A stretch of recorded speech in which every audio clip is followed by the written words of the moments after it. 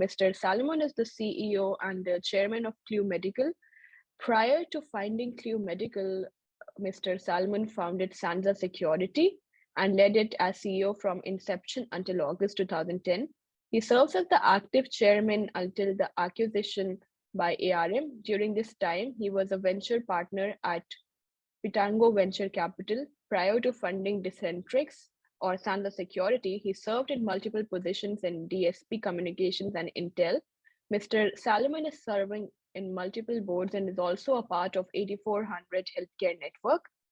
So as you know that he's someone who's a pioneer in digital health and is very passionate about diffusing it. So very excited to have him speak for the next session. First, I want to thank you for inviting me here. What I put together is basically, highlight of, our journey here within the world, which is digital health, but really talking about what does it mean to be in digital health in a complex environment like healthcare, and which areas that I believe we should basically put most of the focus right now, because unless you're very, very focused and you're understanding, what the customer wants and who's the customers and how you're going to be judged, you can spend, years without really understand where to go. So in a nutshell, the story about Clew was started, in 2015, when I started the company, based on, personal story that I had. And I said, after 3 companies which I started and acquired, this is the time to basically bring, more technology to healthcare, because it doesn't make sense that, in a complex environment like that, we'll not use technology that currently exists. So we started, the company based on the fact that if we can understand what's it going to be with the patient, as far as what the likelihood of this patient is going to be deteriorating, or what I'm going to do with that, obviously we can save a lot of lives.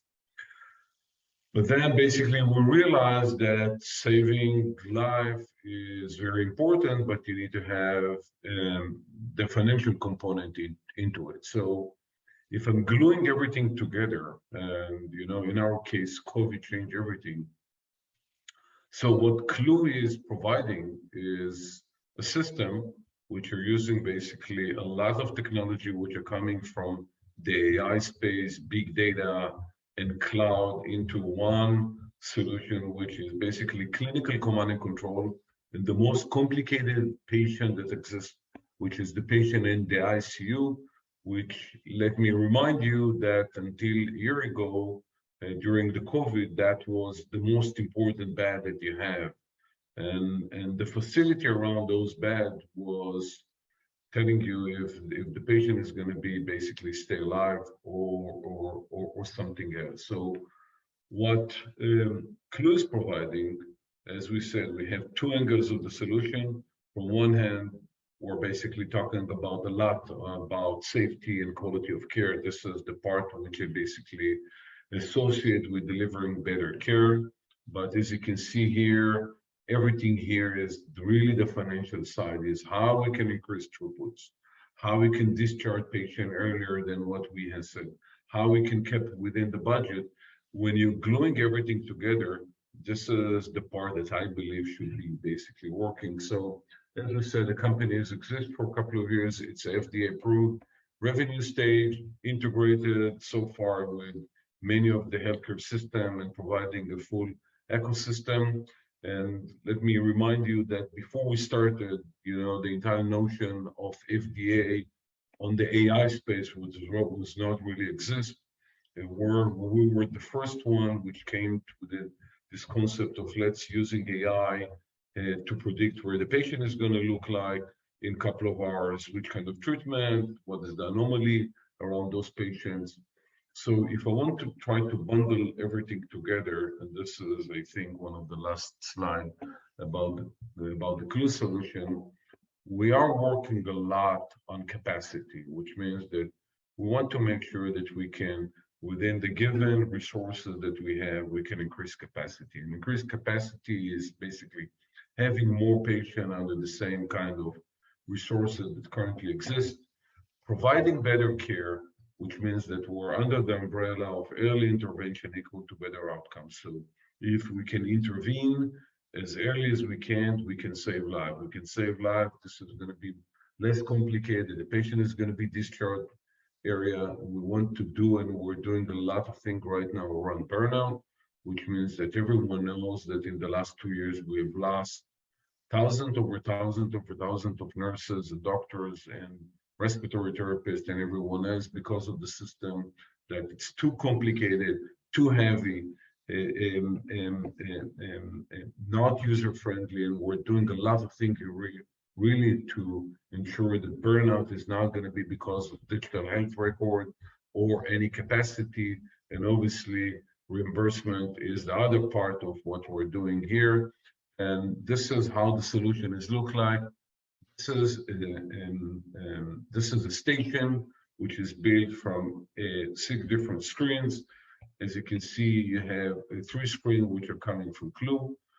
One is the EMR. In this case, it's an Epic application.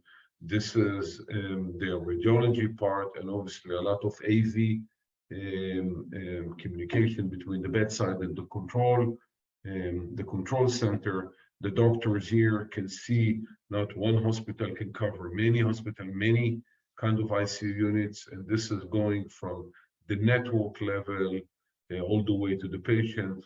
A lot of things in between, and how the system is advising you what you need to do with the patient and how you can basically treat the patient. So this is Clew, and Clew is basically expanding right now. So where R&D and product is based out of Israel. This is the most talented group of people that we have. The entire commercial part is running in the States, which is basically product marketing, sales, and customer success. We're serving right now only networks of hospitals. So we're not really economic for one single hospital. We're looking for the smallest network that we're basically talking about 3 hospitals. The largest one is 200 hospitals. So we're monitoring a lot of patients currently at real time on the Azure cloud. But I was invited here not just to talk about Clew. I mean, I can spend hours on Clew, what we have learned and what we can do. But I really want to try to talk to you about is how to try to avoid mistakes that we have done in the past, to really try to understand the business side of the equation, what is the workflow, and try to identify which pain that you really try to address. In other words, who's your customer? Who's the one that is going to spend, millions of dollars by integrating your system, and how his decision is going to look like? So how it's going to be judged. And then I have like 2 slides to show you a little bit about the technical part of, integrating and try to understand how to maneuver the parts. So let's start, with how healthcare system in the States is built right now. So it's built pretty much heavily, and it doesn't need to be like that, but it was basically designed to be complicated. And when you're coming and ask why, is basically this is how it was built. It was built to create, really tension between the payer side and the provider side, and how everyone is basically judged and paid. This is something that we can spend hours, if not days here. So how we can basically integrate, or how we can change the way that healthcare is provided. It's basically 2 options. Is either really doing a massive change like regulation, or moving, from fee-for-services to ACO or something like that. Unfortunately, this is taking a lot of time. And this is taking a lot of energy. And companies, obviously, in our side, can't really do anything. Even large companies, I mean, taking Epic, Cerner, whatever have you over there, it's very, very hard to do revolution here. In most of the cases, we're working and we're playing within the system. This is how we can basically make a change. So let's try to understand, I mean, which type of forces we have right now in the healthcare system. So on one hand, everyone knows that you have hospital and health systems. And because when we are going to Mount Sinai or to NYPs in New York or whatever, we know the hospital. We don't know who is basically working for whom and how you're basically paid. But you will see right away that the provider side, which is working for those guys, are getting more and more power, which is basically the hospital is basically cover, all the nurses, everyone which is working over there, while the doctors and the APPs is working in a totally different organization. And unfortunately, you don't have one provider, you have many providers. So you have one provider which is providing you, the coverage for your ED. The other one is for radiology. The third one for elective surgery. The fourth one for intensive care units. The fifth one is whatever. And if you're gluing everything together, the entire provider side are much more stronger than the healthcare system. And they're basically judge many of the decisions according to them. And their motivation are completely different.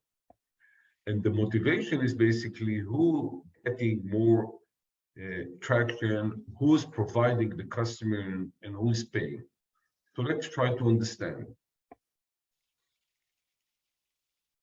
So you have basically three types of setup. You have, fee for services, you have DRG, and even here, the integrated solution, like the Kaisers, are working with individual groups, which are basically forced to do here something different than what we have done in the past. Because in the past, the umbrella was really clear. You're doing more, you're paying more. Here, we're totally distracted here. And the reason for that you have two different payment mechanisms, two different motivation here. While the hospital is providing, times, like the OR time or the ET time or the medication or whatever, basically trying to per the time. While the doctor is basically per procedure, per operation, per visit. As you can see, those are totally different mechanism of payment. So if you're working according to the major change that was started, at the time of, the healthcare reform, you can see that slightly started to move. We were stuck for a couple of years. We started to move again, but this is a very, very slow motion industry. So what we're seeing here, that we can see some change in here. So the hospital started to pay or started to get paid based on DRG. So what is DRG? DRG is one fixed sum, which basically you have a patient which is going to do ED. He is diagnosed with having X, Y, or Z. Under X, Y, or Z, you have single payment, which cover basically everything, the procedures, the medication, the time, everything else. Still, the provider side are getting some payment for individual, but they're basically aligned to this DRG kind of things. And it's moving. Still, we have the fee for services, which is basically worse motivation because you don't have any reason to do any optimization. The system is working right now to DRG, and hopefully at some point it's going to go targeted, the ACO model, which is the integrated solution, which the four pillars of the industry, like the payer, the provider, doctor, and clinic are one. So the insurance cover everything together, and this is keep changing. Hospital are moving to a more slightly bigger networks, getting better deals. Individual patient are basically have different kind of programs, while the provider side is basically It's moving from one operation to procedure to metrics of those kind of things. So I want to try to share with you a little bit how healthcare providers basically, or the healthcare system is thinking. This is, a very basic kind of workshop of the provider side, the healthcare system is working. So you have a CEO, which is manage everything, and you have chief nursing and chief medical, and chief informatics, chief financial, and chief operation. So let's try to understand a little bit about the motivation of each of them. So each of them have a very big budget. So CNO is covered most of the employees in the hospital versus the CMO have, this is the authority which is coming from the medical side. The CIO is covering the IT stuff, and CFO revenue cycle, and COO basically cover everything and basically keep the business running. But if you want to try to understand how each individual and who's responsible for that, the picture is very, very simple. The most important person right now within the healthcare system is the CFO, because he's the guy that need basically not just controlling the budget, he's the guy that need to come with revenue generator. He is the guy that need to offer more and more services and charging more. So the COO is running the business. So everyone in this area, including the CNO, the CMOs, is reporting to the COO, which is operating the networks on the day-to-day basis, while the CFOs is coming and basically reporting to the CEO and offer better financials. So better financial is what?